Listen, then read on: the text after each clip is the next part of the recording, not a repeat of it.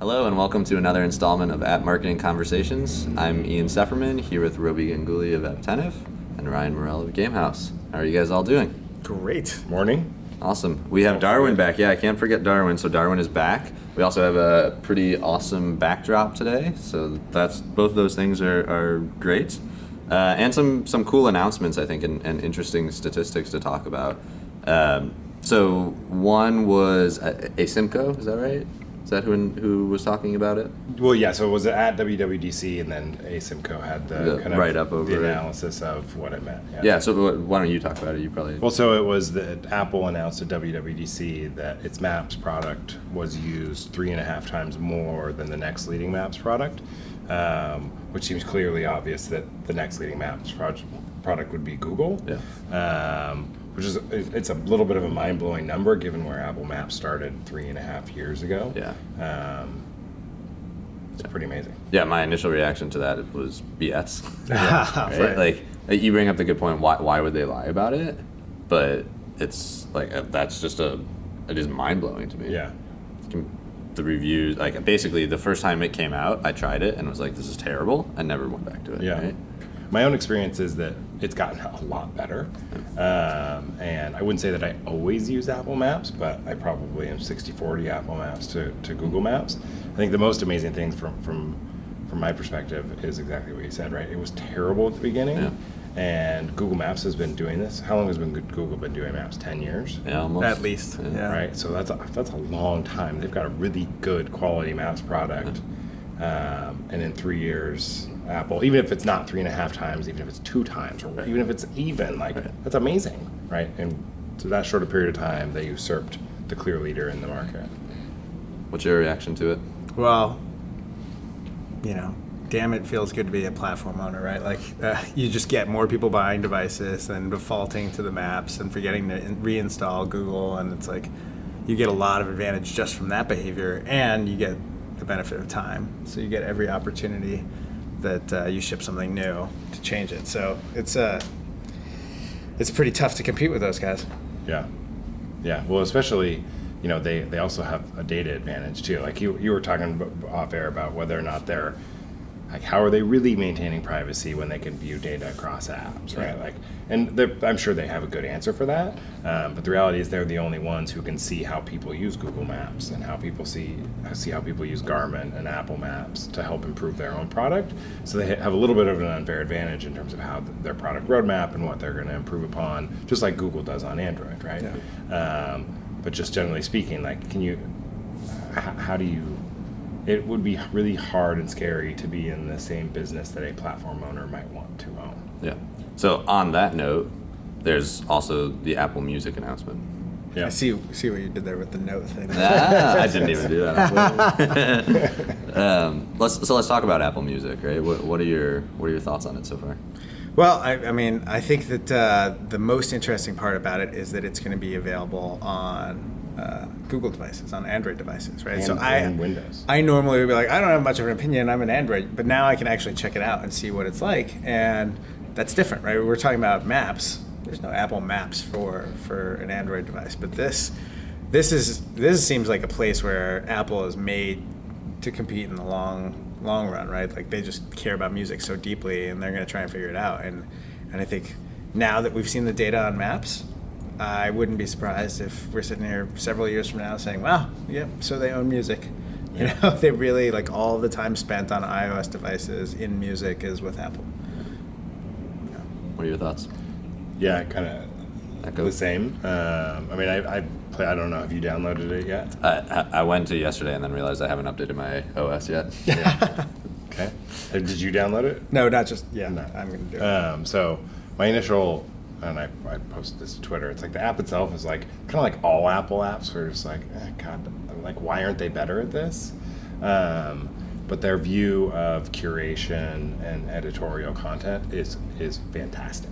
Like I was talking to somebody yesterday, like, I haven't discovered new music in a long time. Right? It's like people are like, what do you listen to? I'm like, 90s rap, right? Like, so we had high school stuff. And I found like 8 new bands yesterday that I was like, I've never even heard of these people before. This is really good.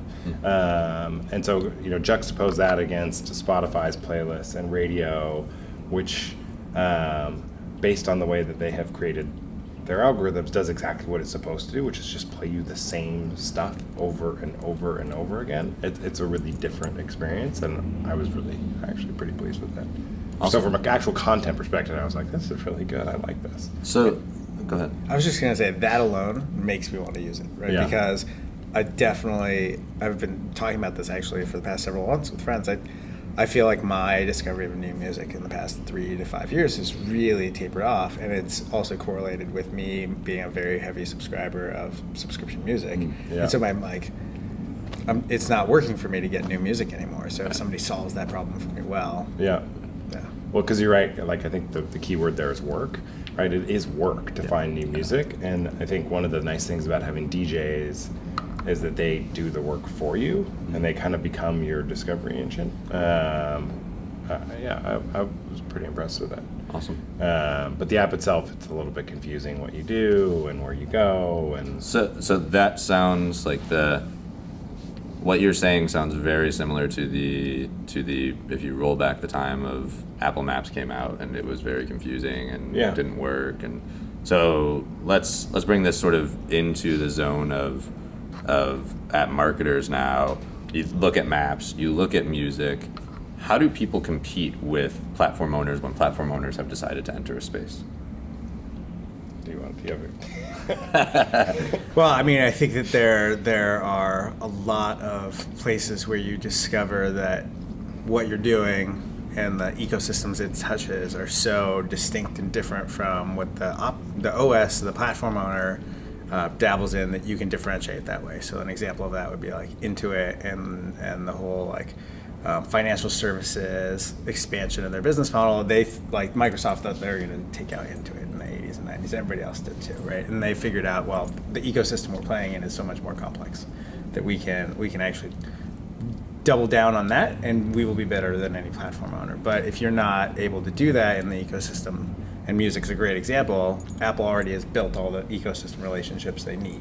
They've done that over the past 15 years with all of the music industry professionals, right? So if you're trying to compete with them and you say, well, they already have relationships there, or they can get there quickly, and we don't have much in this ecosystem that's separate and different, I think you should be terrified. Yeah. So I think, of course, Roby's right, as he usually is. But it's like, I think the key thing if you're a marketer and developer is you have to find a really specific thing that you're going to go after and be really, really good at, that Apple or Google either can't be or doesn't care enough about at the moment, so that over time you can either license your technology to them or get bought by them, or find a large enough niche of users, as Roby mentioned, that it doesn't really matter. Because if you're just going to try to compete head to head, I think you're just going to have a hard time. I mean, we see like the really big benefit for Google and Apple, regardless of whether or not their apps are good, is that they have distribution, right? And it's not just distribution; it's like amazing, killer distribution. I mean, I updated my phone yesterday, and there's Apple Music. Like, nobody else has that. Right.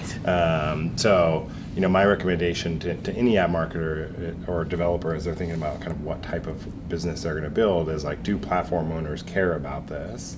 And if so, okay, what can you bring to the table that they can't, and to give you a compelling use case either for consumers or for you're just building to get bought, which that's fine. Yeah, and there's a total spectrum too, right? So there's on one end these what I will call hard problems, right? And music is in there, mapping is in there. Those are hard problems, and platform owners like hard problems, right? They have big wins when they can win them.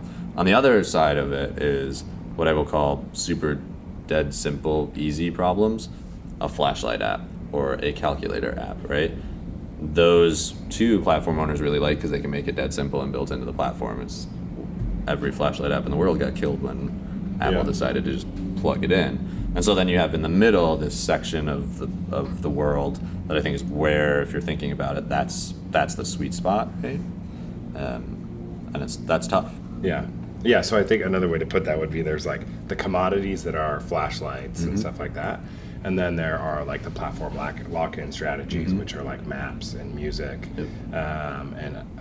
maybe music not so much now that it's streaming, but Apple over time, who knows if they're going to go, this is free, you can buy a device, right? Those are the things that you want to avoid, right? I mean, I think the interesting thing about this is also in the context of who probably watches this and thinks about and talks about what we talk about on a regular basis. The app marketers out there, the people growing their app businesses that are probably inside of larger companies that have a deep mobile initiative or are on a team that's mobile focused but growing, or maybe the indie developers, right? And like those three groups that are thinking about these problems have different approaches, right? So if you're a big brand and you're looking at this, the likelihood of you competing with Apple or Google on what you do and what you're good at is very, very small. So you don't like really care about this. You might care about who the winners are going to be from a partnering perspective. So you're looking at this and you're thinking, we're not going to put as much effort into that Spotify partnership because we think we want to watch how this plays out, right? But the big brands, they're not thinking about this that much. Then the people who are building small growing businesses, like maybe an Evernote or a Comply, right, before they got bought by Microsoft, are sitting there thinking, okay, well, we're playing in dangerous territory, and we're trying to think, can we out-innovate, or maybe we might get snapped up by one of them, right? And then the indie developers, I don't think that those folks care as much, right? Would you add, is there another segment in terms of thinking about this? Is there another take? I think those are that's a good way of thinking about it for sure. Yeah. So then I guess I would say that like the most interesting thing for us to watch and talk about is the scannables, right? The Evernotes, the companies that are out there like potentially going down platform paths. How do they play out? Yeah. For sure. We were talking before this about deep linking companies. That seems like it's a service, but it seems like it's getting baked into both of the platforms, and they have their own take on how this works. So how does a URX or a branch start to compete and think about that? Yeah. Well, and that we're getting a little bit off topic, but that's reminiscent of the days after Apple banned UDID, right? And it was like, then there was Open UDID, and who's going to manage all that? And then all of a sudden, right? IFA, and then Google Android ID, and then all of a sudden, who knows where that stuff goes? I mean, I think your point there ultimately is like, well, hey, if the platforms are going to care at some point, especially for developer lock-in, you should probably stay away. Yeah. Yep. Just leave it alone. Yep. Okay. Thank you guys so much, and be sure to watch all the other videos and subscribe to our channels. Thanks. The Google Now